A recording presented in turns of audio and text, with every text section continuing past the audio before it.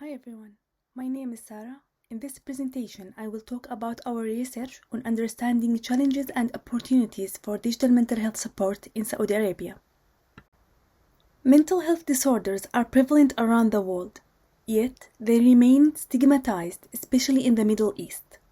Mobile devices and apps are increasingly adopted to facilitate remote mental health counseling and monitoring, and support accessibility to mental health support. In addition, mobile apps provide means of support that mitigate stigma and deliver self-help tools. While research on digital mental health support is rapidly expanding in the field of HCI, the majority of past research has focused on Western context. As technology becomes more prevalent, more efforts are needed to understand technology used within the challenges and opportunities of other countries and cultures. Studies highlighted the importance of considering culture in designing health interventions and showed that it was associated with increased intervention accessibility and participant engagement and outcomes. In Arab populations, cultural and religious factors play a significant role in the acceptance and adoption of digital health interventions. However, studies highlighted the underrepresentation of Arab and Muslim populations in HCI research. In this study, we focused on the Kingdom of Saudi Arabia, where rapid digital transformation of healthcare services is in progress and the influence of religious and cultural factors could be observed. In the KSA, mental health disorders are considered a growing problem where around 34% of Saudis have experienced a mental disorder during their life. Moreover, mental health conditions are highly prevalent in recent generations of the Saudi population. Anxiety and mood disorders are the most common mental disorders among the KSA population, especially among young Saudi women. In Saudi society, there is still a significant stigma attached to mental health disorders and mental health facilities, and cultural factors play a significant role in shaping people's attitude toward seeking mental health care. In regard to health digitalization in the KSA, there is a growing interest in adopting digital health tools. The Saudi Ministry of Health has released various mHealth apps to support the Saudi Vision 2030 of digital health transformation. The adoption was accelerated by the existing technical infrastructure in the KSA. Despite the high interest in mobile health from the healthcare ecosystem and stakeholders in the KSA, there is a lack of research on the availability, adoption, and acceptance of mobile apps in mental health context in the KSA. In this study, we aim to explore these research questions. What are the main challenges and opportunities for using mental health apps in the KSA from the perspective of psychologists and psychiatrists practicing in the KSA? What are available mental health mobile apps in Saudi markets and what are their characteristics and the type of support they offer? To explore these questions, we took a mixed methods approach. We conducted semi-structured expert interviews with mental health clinicians to understand the adoption of mHealth in practice and identify the main opportunities and challenges to the use of technology in the local mental health context. To better understand our clinicians' mental model of the current state of Arabic mental health mobile apps and further understand in detail available apps and their characteristics, we conducted a systematic review and content analysis of mental health mobile apps available from the Saudi app stores. In our exploratory qualitative study, we interviewed a total of 12 psychiatrists and psychologists from different areas and institutions practicing in the KSA, with time in practice ranging from 1 year to more than 10 years. We then used thematic analysis to analyze the collected data. We further systematically reviewed publicly available Arabic mental health and well-being mobile apps on the Saudi Apple App Store and Google Play in order to form a basis for understanding what KSA users have available and verify our clinicians' mental model of the state of Arabic mental health apps. Through the systematic search process shown on the flowchart, our exploratory review identified 110 Arabic apps that targeted mental health and mental well-being and supported the Arabic language. We downloaded them, analyzed their content, and coded their features according to existing mHealth assessment frameworks, namely MARS. Here we highlight some of our key findings from our thematic analysis. We identified 5 themes The first one is current practices in adopting technology in Saudi mental health care, where we found that despite the high interest in digitalization in the KSA, tools for screening, assessment, and treatment remain paper-based in practice and present privacy and stigma-related challenges. On the other hand, there is a growing support for virtual clinics as a response to the COVID-19 pandemic. The second theme is clinicians' perception of publicly available mental health mobile apps, where we found high awareness of available commercial apps providing online psychological consultations, such as Labeh, and half of our participants reported providing their services via existing commercial apps. Except for online consultation apps, most clinicians reported a weak awareness of available Arabic mobile apps supporting their therapeutic practice with clients, such as assessment, tracking, and meditation. The third theme is perspectives around technology-facilitated privacy and anonymity in remote consultation apps. Clinicians discussed the advantage of privacy facilitated by technology in supporting seeking mental health help in Saudi society, especially for those who have fears of social stigma, as they can receive mental health care privately at home without anyone knowing about it. Professionals also reported that most of their clients maintained a degree of privacy by keeping their camera off during online sessions, and this behavior is very common among women clients. Some professionals perceived this behavior as a challenge to the effective examination and building a therapeutic alliance with clients, so some professionals limited their services to visual sessions only.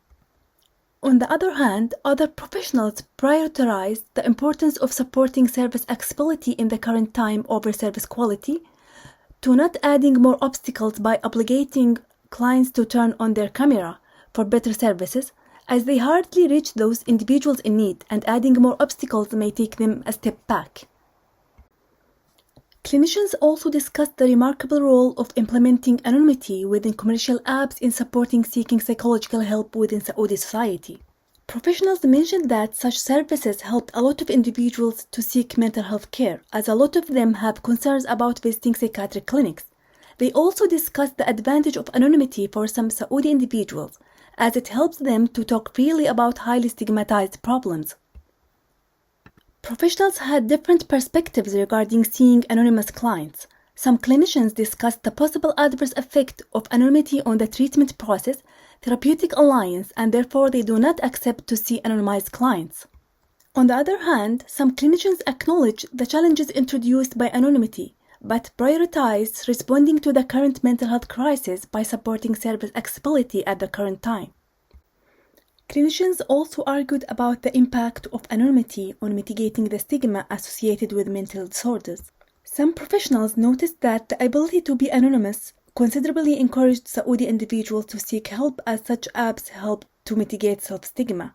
However, others expressed their concerns about anonymity unintentionally reinforcing the stigma around mental illness in general.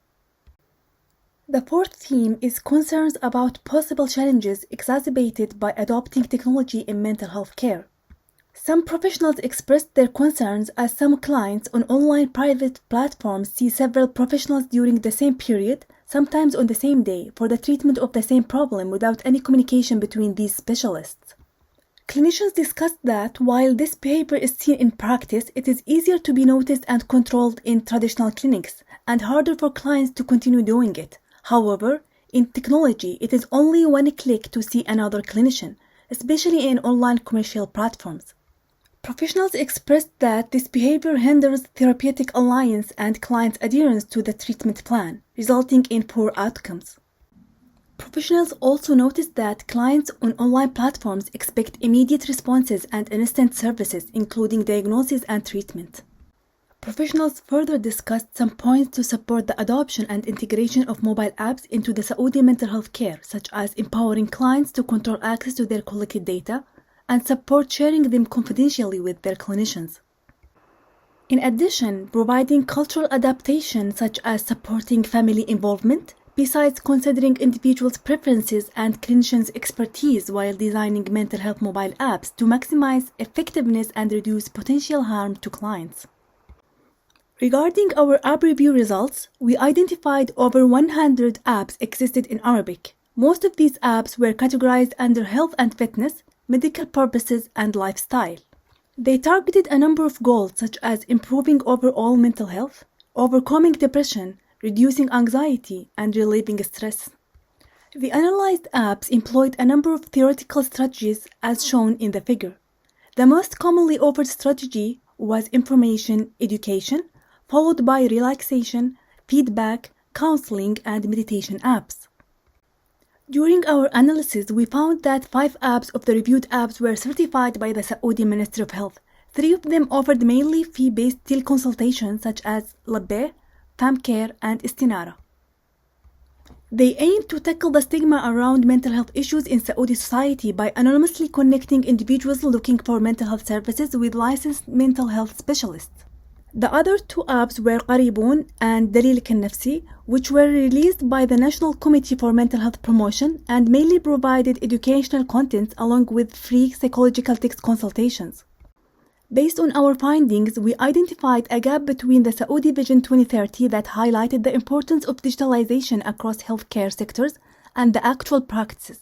While on one hand, there was a remarkable effort in implementing virtual clinics and supporting teleconsultations, surprisingly, our findings showed that clinical procedures and therapeutic tools remained paper-based, such as assessment scales and CBT worksheets.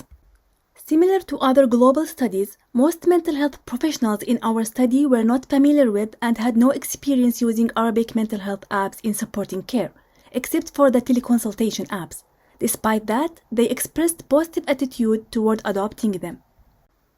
Our results showed that technology-facilitated features such as privacy and anonymity help individuals in the KSA to overcome several stigma-related issues, such as the fear of public stigma, the fear of judgment or social consequences of sharing highly stigmatized problems, the fear of damaging their family's social image when seeking mental health treatment. Thus, our results argued that barriers to seeking mental health care in the KSA could be less tied to individuals' willingness and more connected to the medium used to healthcare delivery, demonstrated by the high demand for mental health apps that maintain a degree of privacy and anonymity over face-to-face visits.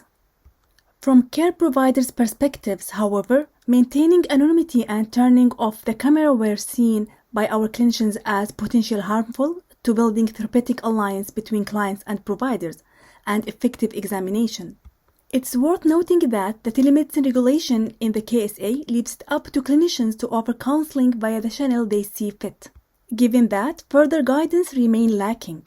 There remaining a potential conflict between clinicians who prefer video consultations and patients' preferences for privacy-preserving and stigma-avoiding channels. This gap needs policymaker attention. While the commercial app market has significantly facilitated service accessibility to the extent that one click is enough to see a doctor, clinicians expressed their concerns about the growing phenomenon of doctor shopping. The adverse effect of this growing behavior remain complicated, and our participants viewed this as a potential obstacle to the therapeutic alliance. In summary, in this paper, we sought to understand whether the social and cultural context of the KSA presented unique opportunities and challenges for mental health, and whether these apps served the particular need of the Saudi population. Through interviews with clinicians in the KSA, we explored how religion, stigma, and social norm served as both barriers and opportunities for technology to support seeking mental health help. Our app review further discovered the availability of more than 100 Arabic mental health apps, and many of them were locally developed. We thank our participants for their valuable insights and thank you for your time and interest in our paper.